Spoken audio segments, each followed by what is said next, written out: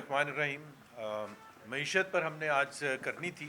میں دو الفاظ اسپیکر صاحب آپ کی اجازت سے مسبق ہو کر، یہ تھوڑا پولیٹیکل، کیونکہ میاں نواز شریف کا انہوں نے ذکر کیا تھا، میری صرف چونکہ میں ان کا اسپوکس پرسن بھی رہا ہوں، اور جو باتیں ہم ان سے سنتے تھے سولین بالادستی کے حوالے سے، پارلیمنٹ کی سوورینٹی کے حوالے سے، میں صرف ایک چیز ان سے گزارش کروں گا کہ 26ویں ترمیم پر اور 27ویں ترمیم جو آنے والی ہے اس پر ایک اپنا سٹیٹمنٹ یا پریس کانفرنس دے دیں اور بھرپور انداز میں دفاع کر کے دکھا دیں 26ویں ترمیم اور 27ویں ترمیم۔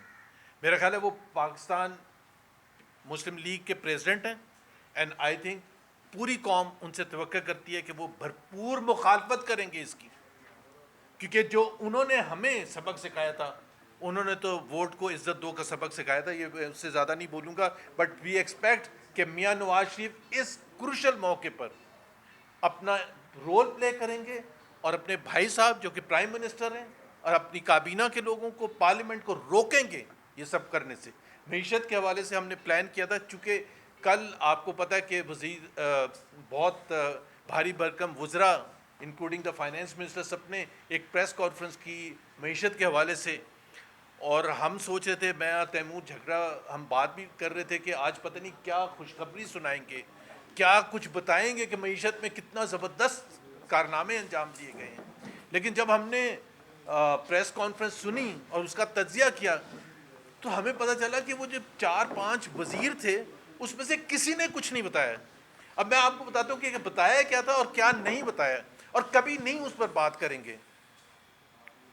وزیر خزانہ صاحب نے مبارکباد پیش کی پاکستان کی قوم کو کہ staff level agreement I M F کے ساتھ ہو گیا۔ مطلب اس سے زیادہ مذاکرہ خاص چیز نہیں ہو سکتی، اس سے زیادہ پاکستانی قوم کے ساتھ مذاق نہیں ہو سکتا۔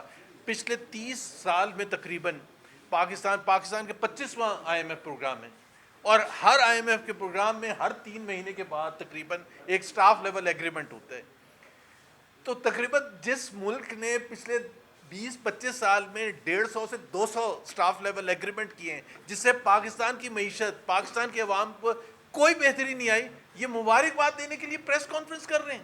مطلب آپ ذرا انتہا دیکھیں، کبھی بات نہیں کریں گے، نہ اس کل پریس کانفرنس میں بات کی، عوام کی بات نہیں کی، عوام کی غربت کی بات نہیں کی، پاکستان کے مڈل کلاس کے اوپر جو تباہی آئی ہے پرچیزنگ پاور کے حوالے سے اس کی بات نہیں کی، پاکستان میں جو غربت میں بے پناہ اضافہ ہوا اس کی بات نہیں کی، پاکستان میں جو بے روزگاری میں بے پناہ اضافہ ہوا ہے اس کی بات نہیں کی، بات ہی نہیں کی۔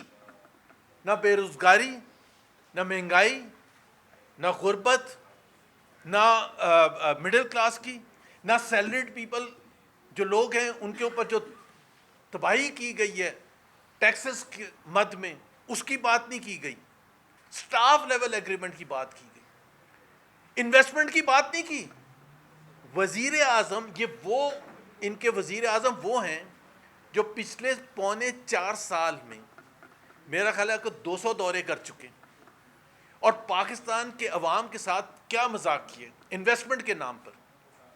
ایک تو ایس آئی ایف سی بنایا جون 2023 میں، اس کا بھی نتیجہ میں بتا دیتا ہوں، لیکن جو وزیر اعظم صاحب نے باہر گئے ہیں اور کچھ صدور اور وزراء اعظم پاکستان آئے ہیں دوسرے ممالک کے، پتہ نہیں کو 200 ایم او یو سائن کیے، میمورینڈم آف انڈرسٹینڈنگ، جس کی ٹوٹل رقم جو تھی تقریباً $25 بلین سے زیادہ تھی۔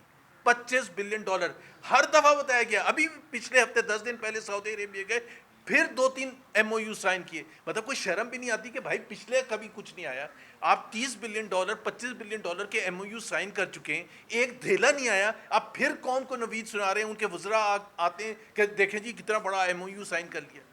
حالت یہ ہے کہ وہ جو ایم او یو سائن کرتے ہیں دوست ممالک کے ساتھ فورن ڈائریکٹ انویسٹمنٹ کی مد میں آنے کے لیے، اس وقت جیسے میں بات کر رہا ہوں $70 million F D I minus, plus بھی نہیں، پچھلے ایک سال میں $1 بلین میں کی کمی آئی ہے ایف ڈی آئی میں۔ اور باتیں سن لیں ابھی پھر چلے جائیں گے, ابھی ہم سنیں گے کل یا پرسوں جا رہے ہوں گے ملائیشیا یا سعودی عربیہ یا کسی عرب ممالک, اور کہیں گے وہاں جا کے کہیں گے کہ, اور اتنی بھاری بھرکن ٹیم ساتھ ہوتی ہے, مجھے تو سمجھ نہیں آتی یہ کرتے کیا ہیں. تھوڑا سا میں بھی اگر ہوتا 4.25 سال, تو 4.25 سال میں بھی کہتا وزیر اعظم صاحب میرا خیال ہے اب کچھ بھی نہیں آ رہا, اب آپ کوئی اور طریقہ نکالیں.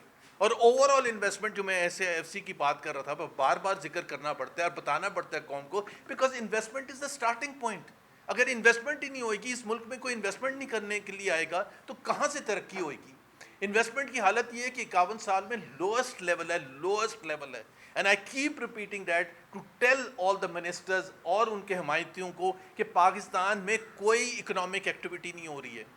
اور اکنامک ایکٹیویٹی کی آپ انتہا دیکھیں, جو ہم پہلے بھی ذکر کر چکے ہیں, اور میں اس وجہ سے اس کا دوبارہ ذکر کروں گا کہ آج ایک کمپیریزن بھی آیا ہے کہ پاکستان کی جو جی ڈی پی گروتھ ہے, جو سب بنیاد ہے کہ تمام اکنامک ایکٹیویٹی کا نچوڑ ہے کہ جی آپ کے ملک میں عوام کو فائدہ ہوا ہے, نقصان ہوا ہے, ترقی ہوئی ہے, نہیں ہوئی ہے, وہ جی ڈی پی گروتھ میں آ جاتا ہے.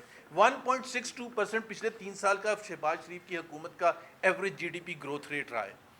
اس سال جو آپ کہہ رہے ہیں, کوئی ورلڈ بینک کہہ رہا ہے 2.7%, کوئی کہہ رہا ہے 2.8%, اس سال بھی ان comparison with all the other regional countries, India, Bangladesh, Sri Lanka, یہ تمام کا جو ایوریج گروتھ ہے وہ 5.8% ہے.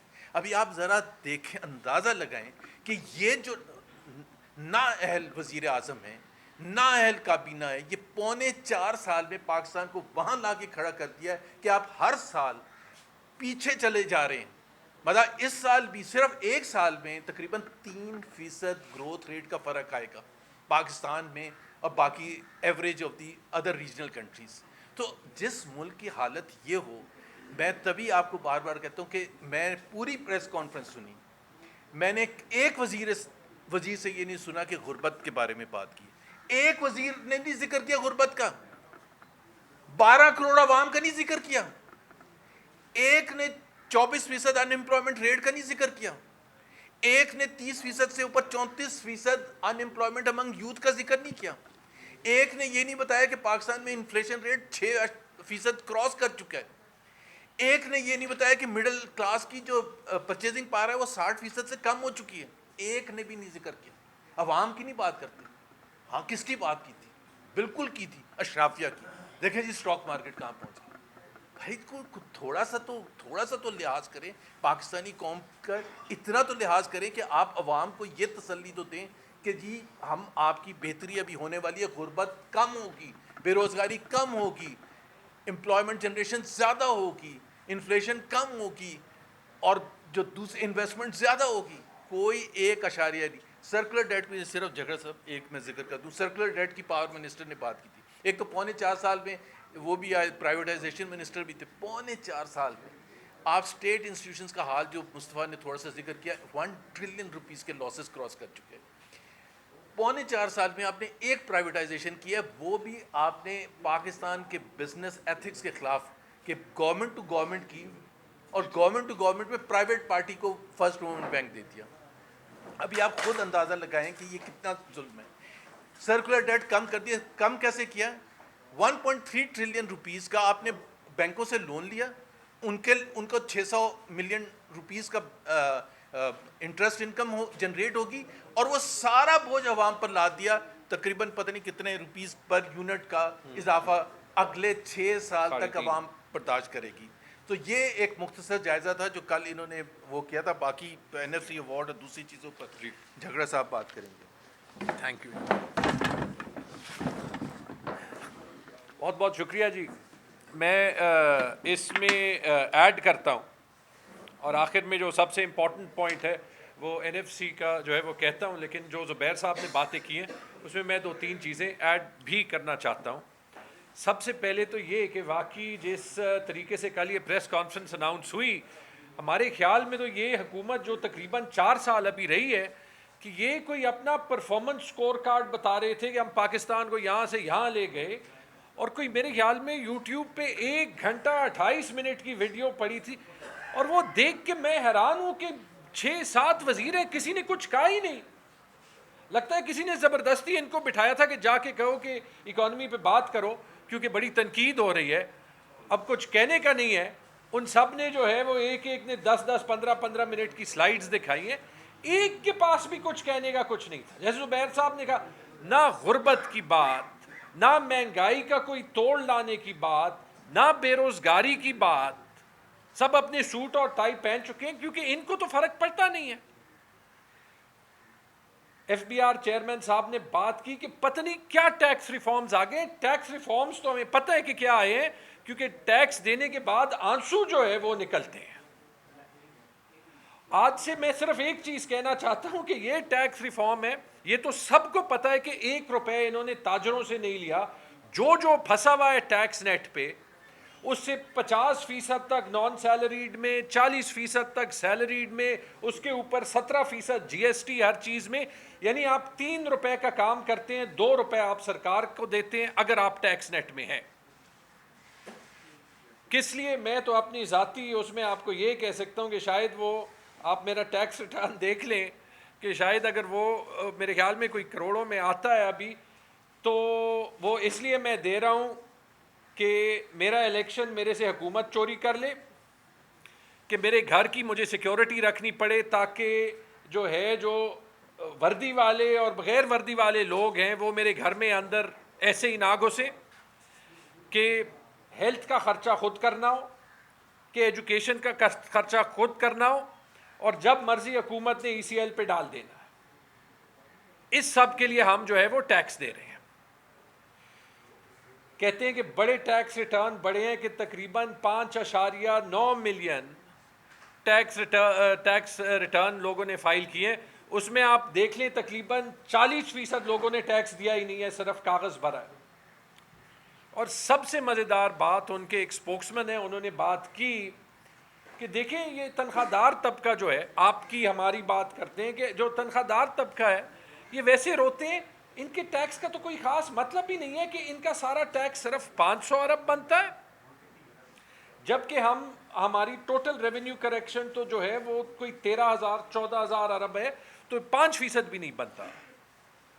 تو اورنگزیب صاحب اگر 5% بھی نہیں بنتا, صرف 500 ارب ہے اور یہ بے معنی ہے, تو مہربانی کر دیں آدھا کر دیں نا, تاکہ آپ کے لیے تو مقصد نہیں ہے, ہمارے لیے تو 50% ٹیکس دے کے بس ہو گئی ہے.